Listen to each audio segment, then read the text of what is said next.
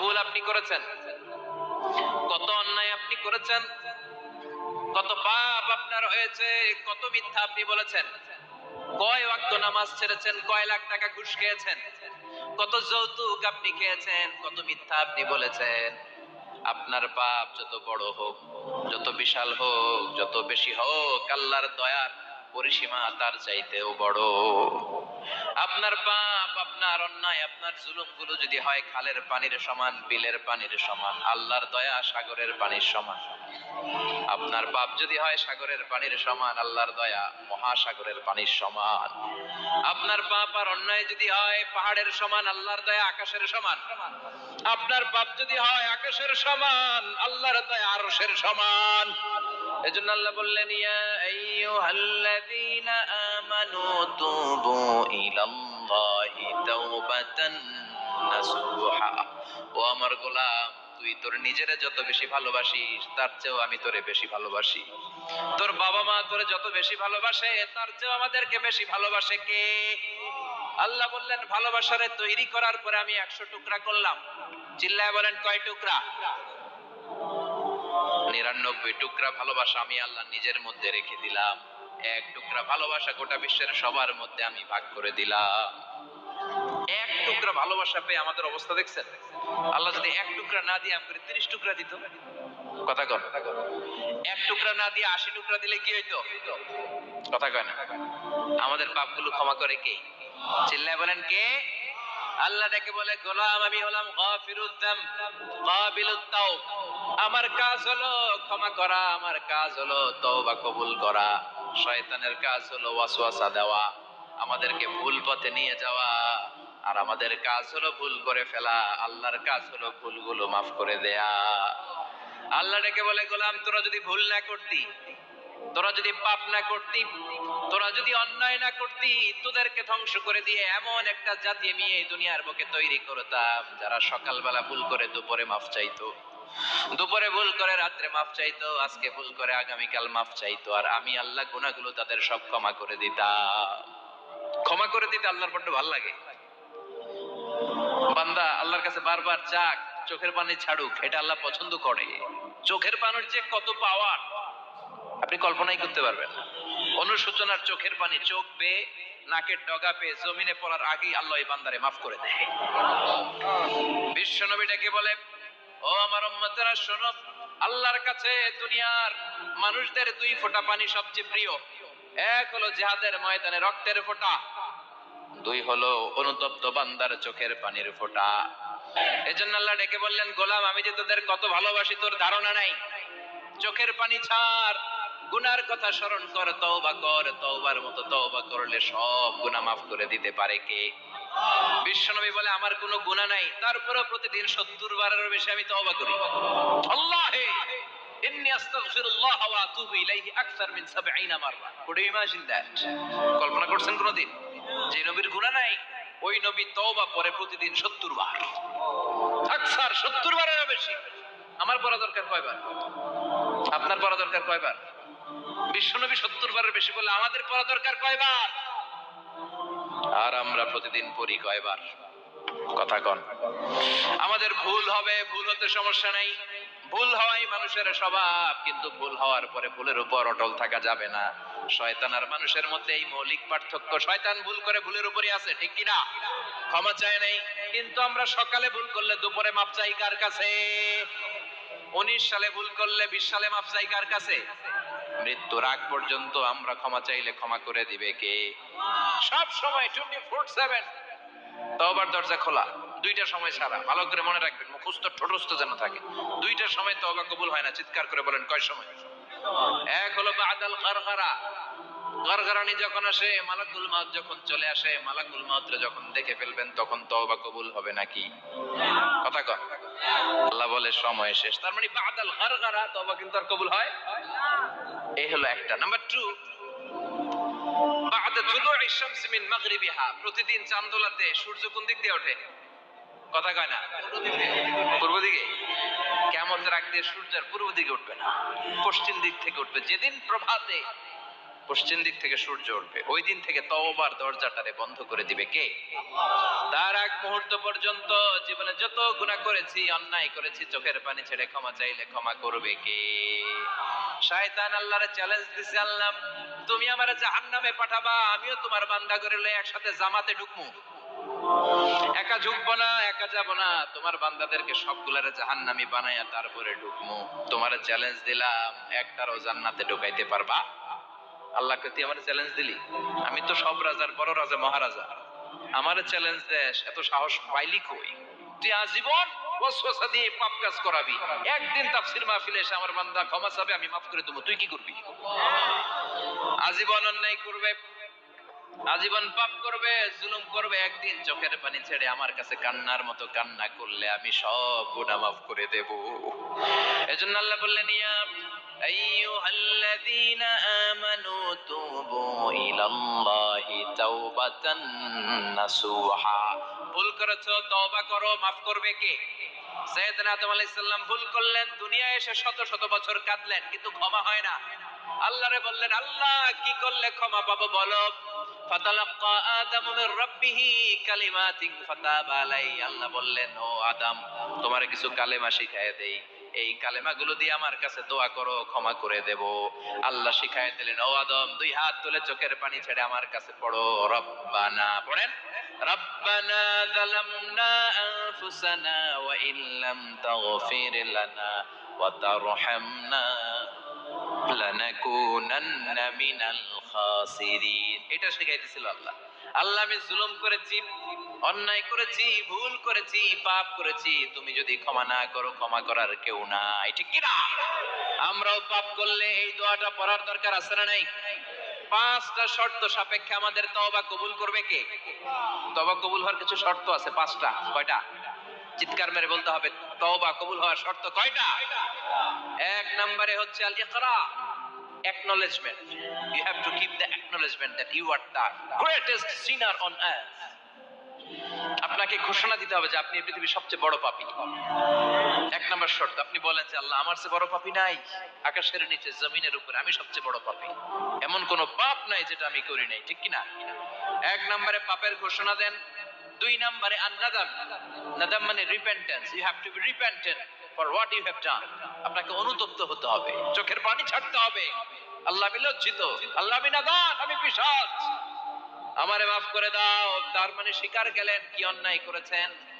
দুই নম্বরে আপনি অনুতপ্ত হলেন। তিন নম্বরে স্টপ, যেই পাপ করতেছিলেন ওইটা থামান, stop what you have done, যেটা করতেছিলেন আগে থামান। আপনি সুদ খাইছেন, অনুশোচনা আসলো, মাফও চাইতেছেন, আবার সুদ খাইতেছেন, হবে?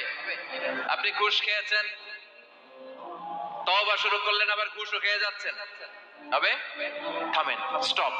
তিনটা গেল। চার number, to hate what you have done, ঘৃণা করতে হবে, যে পাপটা করেছেন মন থেকে ওই পাপটাকে ঘৃণা করতে হবে। পাঁচ নাম্বার শর্ত হচ্ছে to determine that you never repeat this sin again in your life. আল্লাহর ওয়াদা দেন, কমিটমেন্ট দেন যে আল্লাহ আমার জীবনে পারতপক্ষে এই পাপ জীবনেও করব না। চিৎকার করে বলেন ঠিক কিনা?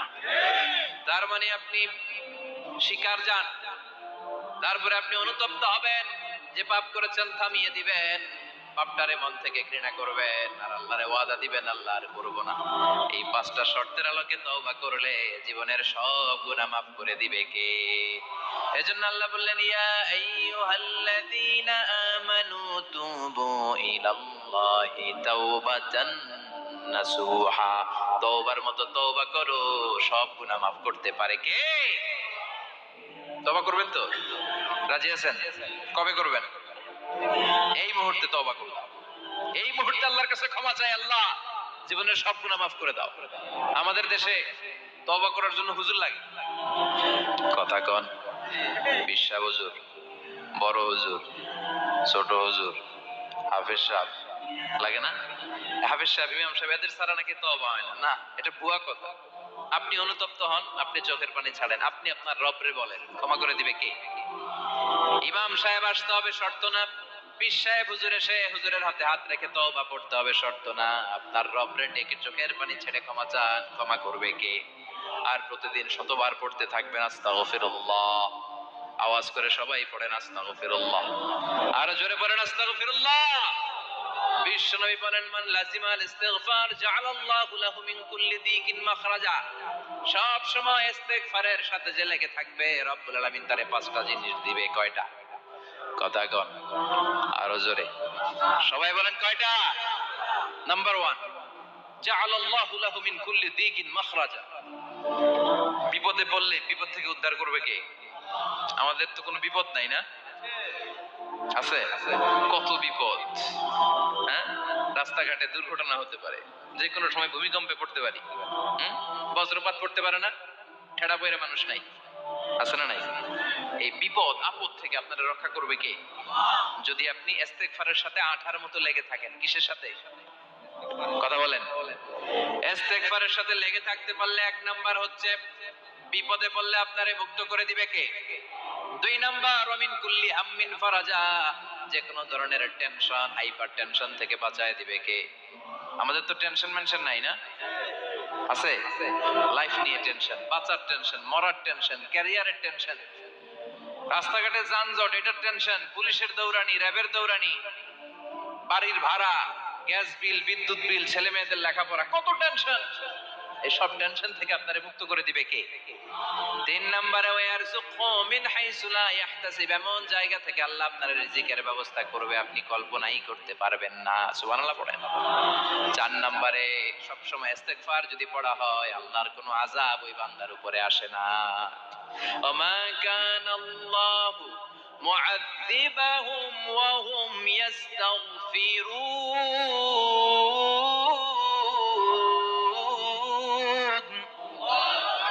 যতক্ষণ আমার বান্দা আমার কাছে ইস্তিগফার পড়তে থাকে, আমার কোনো আযাব বান্দারে পাবে না। যতক্ষণ ইস্তিগফার পড়বেন, আল্লাহর কোনো আযাব আপনার উপর আসবে না। 4টা গেল। 5 নাম্বার, বারবার ইস্তিগফার করলে রফিক ভাই আল্লাহ আপনারে মুস্তাজাবুদ দাওয়া বানাবে। দোয়া করা মাত্র কবুল করে নেবে কে? মুস্তাজাবুদ দাওয়া বুঝেন তো? মানে যিনি হাত তুলতে দেরি, কবুল হতে দেরি হয় না। বারবার ইস্তিগফার পড়ে দেখেন যে আপনার দোয়া কেমনে কবুল হয়। সবসময় ইস্তিগফার করলে আপনার দোয়াগুলো এইভাবে কবুল করে নিবে কে? এই 5টা জিনিস পাবেন সবসময় যদি ইস্তিগফারের সাথে লেগে থাকেন। রাজি আছেন তো? এজন্য বিশ্বনবী সব সময় নামাজে সালাম ফিরানোর পরে পড়তেন আস্তাগফিরুল্লাহ। কি পড়তেন? 3 বার পড়তেন আস্তাগফিরুল্লাহ, আস্তাগফিরুল্লাহ, আস্তাগফিরুল্লাহ। পড়তে রাজি আছেন? ইস্তিগফারের অনেকগুলো আলফাজ আছে, সবচেয়ে ছোট ইস্তিগফার হচ্ছে এটা, আস্তাগফিরুল্লাহ, আস্তাগফিরুল্লাহ। আরো আছে আস্তাগফিরুল্লাহ আল্লাযী লা ইলাহা ইল্লা হুয়াল হাইয়ুল কাইয়্যুম ওয়া আতুবু ইলাইহি। বিশ্বনবী বলেন এই ইস্তিগফারটা যদি কেউ পড়ে, আত-তাওয়াল্লি মিন ইয়াউমিজ যাহাফ, যুদ্ধের ময়দান থেকে পালিয়ে আসা কবিরা গুনাহ। কি গুনাহ? কাফেরদের সাথে যুদ্ধ, আমি তাগড়া যুবক, তলোয়ার নিয়ে নেমেছি, আমার দেহের 1 ফোঁটা রক্ত থাকা পর্যন্ত আমি যুদ্ধ চালিয়ে যাব, আমি ফিরে আসতে পারবো না, আইনটা কার? ফিরে আসলে কবিরা গুনাহ। বিশ্বনবী বলেন যুদ্ধের ময়দান থেকে ফিরে এসেছে এরকম কবিরা গুনাহ অবলম্বনকারীও যদি আস্তাগফিরুল্লাহ আল্লাযী লা ইলাহা ইল্লা হুয়াল হাইয়ুল কাইয়্যুম ওয়া আতুবু ইলাইহি পড়ে, ওই কবিরা গুনাহকারীকেও ক্ষমা করে দিবে কে? পড়তে রাজি আছেন তো?